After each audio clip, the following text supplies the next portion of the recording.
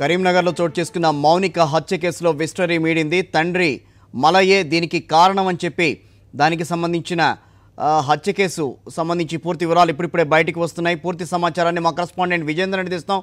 విజేందర్, తండ్రి మలయే మౌనికను హత్య చేశాడని చెప్పి పోలీసులు నిర్ధారణకు వచ్చారని చెప్పి వార్త అంతోంది. ఎంతవరకు దీంట్లో నిజం ఉంది? మొత్తం మీద అసలు ఏం జరిగింది ఈ వ్యవహారంలో? కిషోర్, కరీంనగర్ జిల్లా మేడిపల్లి మండలం దేశాయిపేటలో దారుణ సంఘటన చెప్పవచ్చు. ఎందుకంటే కన్న కూతురునే అత్యాచార యత్నం చేసి హత్య చేసిన సంఘటన వెలుగులోకి వచ్చింది.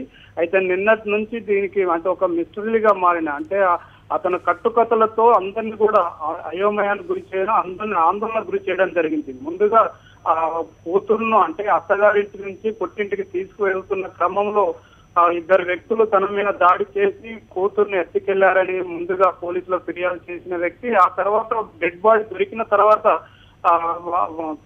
తనను కట్టేసి మత్తు మందు చల్లి కట్టేసి కొట్టి బిడ్డను ఎత్తుకెళ్లి చంపారని రెండు రకాలుగా చెప్పడం ఆయన మాటల్లోనే వాస్తవం దొరికింది. ఎందుకంటే పోలీసులు ముందు నుంచి ఆ తండ్రినే అనుమానించి అతన్ని అదుపులోకి తీసుకుని నిన్న సాయంత్రం నుంచి విచారించడంతో వాస్తవం వెల్లడించడం జరిగింది. ఎందుకంటే బిడ్డ తాను తండ్రిగా చూడకపోవడంతో దారుణానికి ఒడిగట్టినట్లుగా పోలీసుల ముందు ఒప్పుకోవడం జరిగింది. పోలీసులు కూడా తండ్రి అత్యాచారానికి యత్నించి హత్య చేశాడని పోలీసులు నిర్ధారించి అతన్ని కొద్దిసేపటి క్రితం అరెస్ట్ చేయడం జరిగింది. అరెస్ట్ చేసి అతన్ని పలు సెక్షన్ల కింద కోర్టు కూడా ఈ సాయంత్రం హాజరుపరుస్తామని చెప్తున్నారు.